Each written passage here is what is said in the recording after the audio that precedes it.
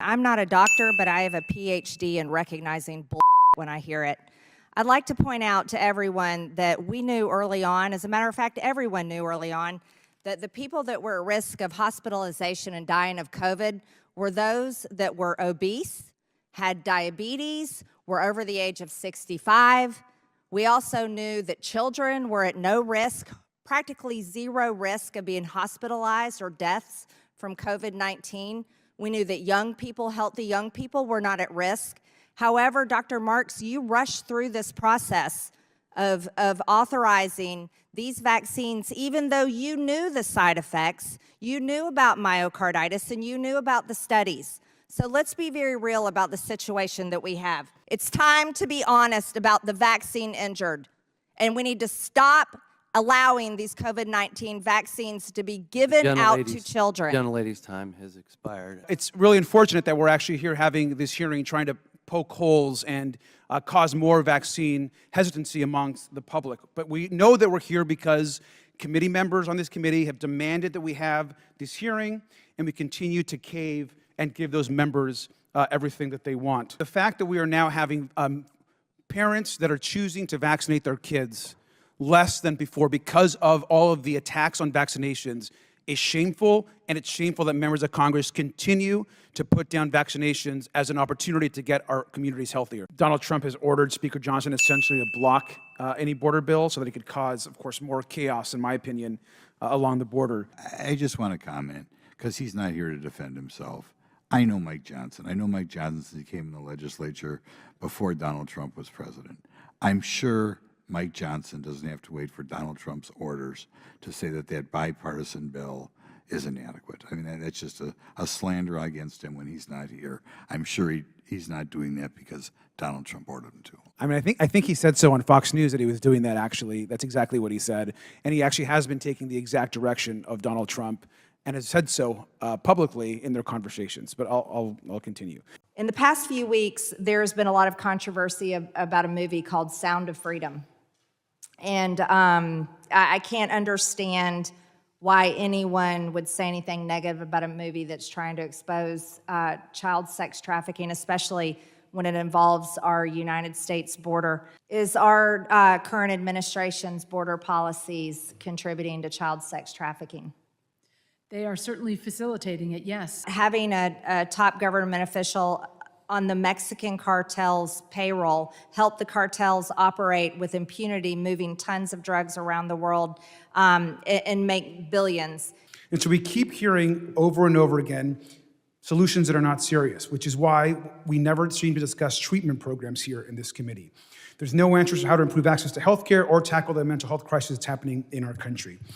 We just keep having the same Groundhog Day hearing over and over again, blaming migrants for a drug crisis that continues to replay itself hearing after hearing. Thank you, Mr. Chairman.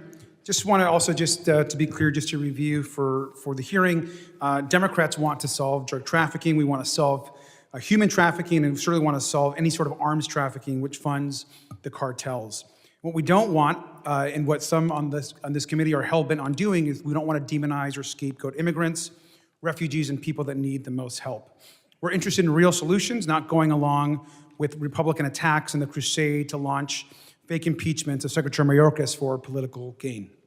Now, I do have I want to start with a question. Now, less than a year after the Tree of Life massacre in Pittsburgh, which we know killed 11 worshipers, a terrorist shot up a Walmart in El Paso, killing 23 people.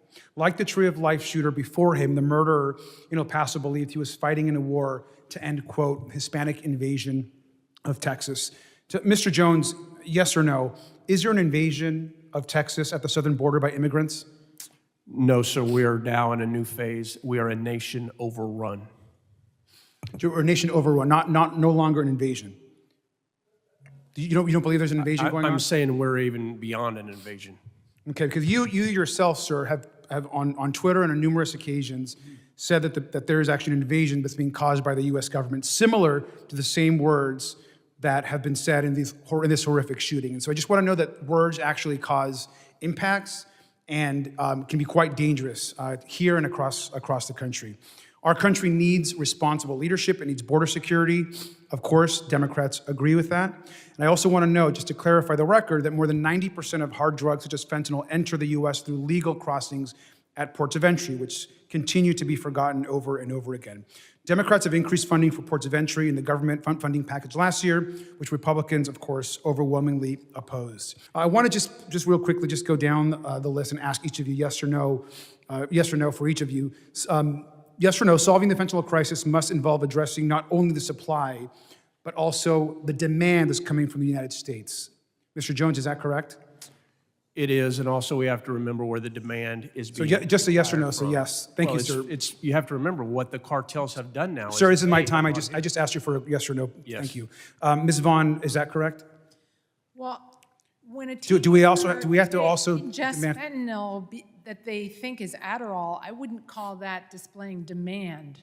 So you would not agree that U.S. demand is not part of the fentanyl crisis? No, I think it is part of it. Thank you. Mr. Maltz? Absolutely, demand is a disaster right now. Thank you. And Ms. Falal Brown? Yes. Thank you. Second question, just a yes or no, please. Mr. Jones, have you ever received a direct order from the president to stand down or open the border? Have I received a direct order Yes. from the president to stand down on the border? Yes. No, sir. Thank you. Mr. Maltz, have you? No. Ms. Vaughn, are you aware of any such orders that have ever happened? Am I aware of? Of orders directly from the president No. to stand down and open the border? have any Ms. Falal Brown, have you ever heard of that? No. Thank you very much. Also want to just real briefly ask you about some of the border policies, though, that have been proposed by some of my friends on this committee and on the other side. Ms. Falal Brown, do you think it'd be a good idea to build a water-filled trench with alligators along the border? Would that be helpful in stopping the border crisis? No. Nope. Interesting. Do you think that if we shot migrants in the legs and stop them from coming over, do you think that would be helpful? No. So those policies were actually proposed by former President Donald Trump, just to be very clear. Thank you, Mr. Chairman. Thank you to our witnesses for their testimony. Mr. Hauser, thank you for your service to our country. I'm just wondering, Mr. Hauser, is it possible for the Biden administration to improve conditions at the border if congressional Republicans continue to block the extra resources that the president has actually requested? Thank you, Ranking Member, for the question. Not providing the proper resources that are needed to handle the volume that we are seeing at the southern border is going to drastically decreases Border Patrol's ability, along with ICE and the agencies across the federal government that support sort of the immigration continuum and the immigration process. Now, we also we've talked about some of the former president's strategy of actually dealing with the border, whether it's been some of these crazy ideas we discussed earlier. As a reminder to everyone, the right to seek asylum is, we know, enshrined in law. And Mr. Hauser, does the Trump strategy of violence and deterrence work to stop migration? Sir, over my time at the department, the idea that just sort of detention and deterrence and punitive measures would sort of deter migrants from seeking asylum in this country is farcical. Now, without action to address push factors and legal pathways, there's also there's no possibility of an orderly and secure border. I want to also put up another quote that was recent that the former president said, which I think is telling. It says, "It is only common sense that when I'm reelected, we will begin, and we have no choice, the largest deportation operation in American history." Now, Stephen Miller has said in an interview that he would target 10 million people and would, and I quote, "go around the country arresting illegal immigrants in large-scale raids," unquote. This would involve, again, quote, "large-scale staging grounds near the border, most likely in Texas," unquote, to serve as camps for migrants designated for deportation. Now, he outlined how this could mean sending National Guard troops from Republican-controlled states and what he called, quote, "unfriendly states" to conduct mass arrests. Mr. Hauser, can you explain to the American people what exactly this kind of proposal would look like and what that would actually mean?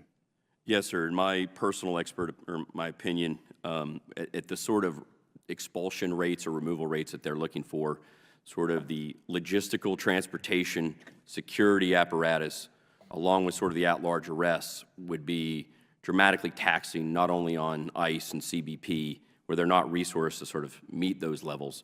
Additionally, pulling from other law enforcement agencies across the federal government, ATF, DEA, FBI, the burden that it would place on the national security community would be extreme. In that, you would also have to look at the fact that what would our law enforcement community not be focused on? Human smuggling, human trafficking, criminals, violent criminals, et cetera. I must also say that those sort of deportations and removals, as my colleagues on this panel have stated earlier, would be controlled by the receiving country receiving those mass returns and removals. And as we, yes. No, please continue just briefly. That has been one of the controlling factors of ICE continuing to do its job. Yes. And this plan is outlined by Miller, the one you're discussing as well, would also target long-term residents who have actually not committed crimes, correct? I have no sort of knowledge of sort of that plan, sir, but what I say at that scale, targeting long-term sort of individuals that have been in this country, if there's no disagreement that the numbers of encounters at the border are exacerbating our ICE and CBP officers. And if this operation, would it even be legal?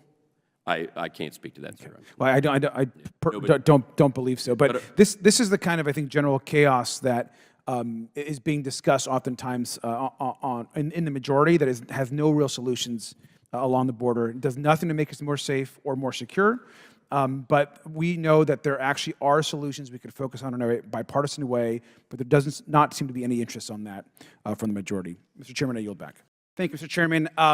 I'm sorry you all had to go through that. That was a lot of conspiracy theories and wild accusations, which we know have been debunked by medical science. And we should be clear that vaccines work and save lives, and they have millions of lives in this country. Now, we also know that we have a member of this committee that just actually made some comments, who's been on social media demanding that we hold this exact same hearing. This is the same person that we know that has, on countless posts, has spread misinformation, encouraged parents to refuse routine vaccinations for their children, which you just heard, by the way, and even compared our pandemic efforts responses to the Holocaust. I want to just actually read something which is in the public record. I'm not saying anything that's not in the public record. That a member of this committee actually said, the same person that is actually attacking vaccines, said that vaccinated employees get a vaccination logo, just like the Nazis forced Jewish people to wear a gold star. I want to read that again. Vaccinated employees get a vaccination logo, just like the Nazis forced Jewish people to wear a gold star.